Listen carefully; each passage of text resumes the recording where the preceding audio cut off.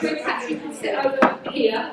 The first three people I had registered to speak are Nicholas Greaves, who's the Vice Chair of Tenants Council, Georgia Sidious from the Freehold Representative, is he here? And Belinda. So I have those three as representatives of different residents who live on the estate.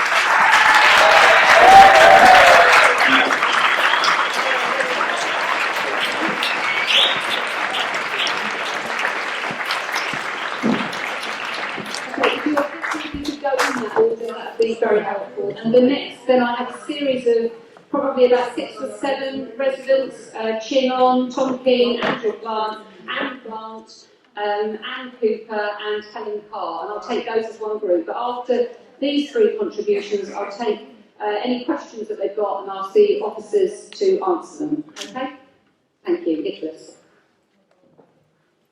Hello, I'm Nicholas Greaves. I'm the rep for tenants on Cressingham Gardens. All along, you have claimed that under the key guarantees for residents undergoing regeneration, nobody should be worse off. In most regeneration schemes nationwide, even under a change of registered social landlord, the existing tenants get to keep the benefits of their secure tenancies. However, here in Lambeth, tenants are set to lose our secure tenancies under the SPV, Special Purpose Vehicle, which means we lose the right to buy, right to manage, right to transfer, and right to succeed tenancies. Under the new assured tenancies being forced upon us, there is also increased power to evict, and in a much shorter time frame. Should the secure tenancies of the existing tenants be demoted to assured tenancies, we will have no option other than to challenge these by going down a legal route. We are also very concerned about possible high rent rises in the new properties and seek assurance from Lambeth Council that our rents will be in line with central government's rent regime. That is, of a minimum 1% drop over the next 4 years, with rents only being able to rise by the CPI. It would also appear that Lambeth intend to charge proportionally more rent for the 1- and 2-bed properties than for the family homes of 3 beds plus. This discriminates against single people, a significant proportion of whom are from LGBTQ communities and other vulnerable people that now have to face higher rents, alongside bearing the higher cost of living alone. It doesn't seem that we're all in this together. There's also a lack of clear policy highlighted in the TPA's independent review of the key guarantees concerning exactly what help vulnerable residents can expect to receive when faced with being uprooted. There is reference to help with packing and DIY, but it's not clear how to access it and what the parameters are. It's unclear how much the council will contribute towards cost of adaptations. There's been a suggestion of a limit of 1,000.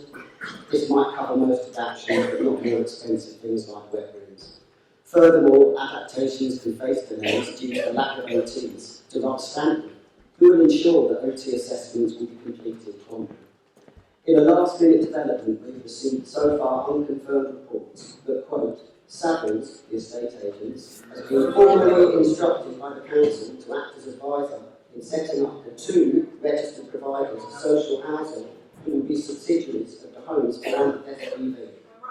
The project manager is to be an associate director at Savills and former vice chair of the Leasehold Council. This raises some disturbing questions, not least of which we've been led to believe that Homes for Lambeth would manage the social housing on Lambeth's regen estates, and now it appears that 1 or more external RSLs will be brought in. This could effectively be seen as a form of stock transfer, in which case all secure tenants should be balloted. Finally, on what basis was it decided to use Savills, and why was there no input on this choice from resident reps and their resident advisors?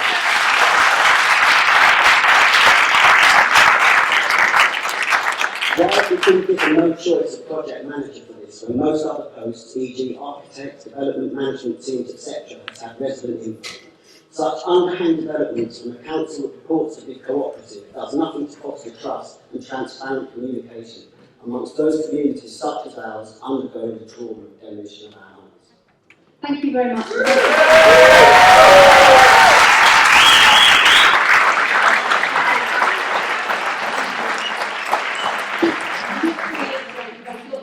There about tenancy rights, which I will come back to after we've had the other 2 contributions. Okay, thank you. Okay, I'm a freeholder. I was monitoring developments since day number 1, and I have attended prep meetings on behalf of the freeholders In those meetings, I was quietly observing your regeneration team turning up underprepared and being unable to answer questions from the other reps. They were promising to do their homework sometime in the future. Interestingly, there was never a single mention of any issues relating to freeholders in any of the reps' meetings. When I finally asked them to answer my specific questions relating to freeholders' issues, they never bothered to reply over email. They can't answer questions in meetings, and they can't answer questions outside of meetings. Freeholders have been kept in the dark. After all these years, we can't be sure of how you will deal with us, or even if you remember that we exist. First off, any info you produce referring to homeowners is just too generic. We want you to specifically address what you will be doing for freeholders as a separate group. Our status is different to that of leaseholders, as we own the land our properties sit on, not just the internal fabric of the home. You propose shared equity or shared ownership for freeholders.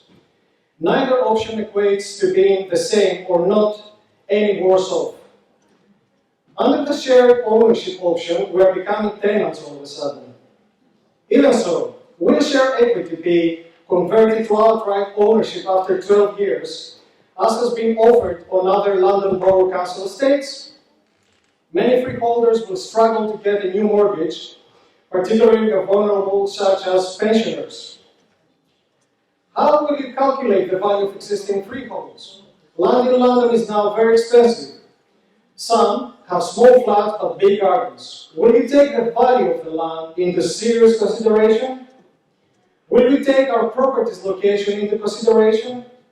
Properties close to the Brockwell Park or in quieter areas of the estate have an additional value if compared to flats located 10 meters from the constant noise of the main road.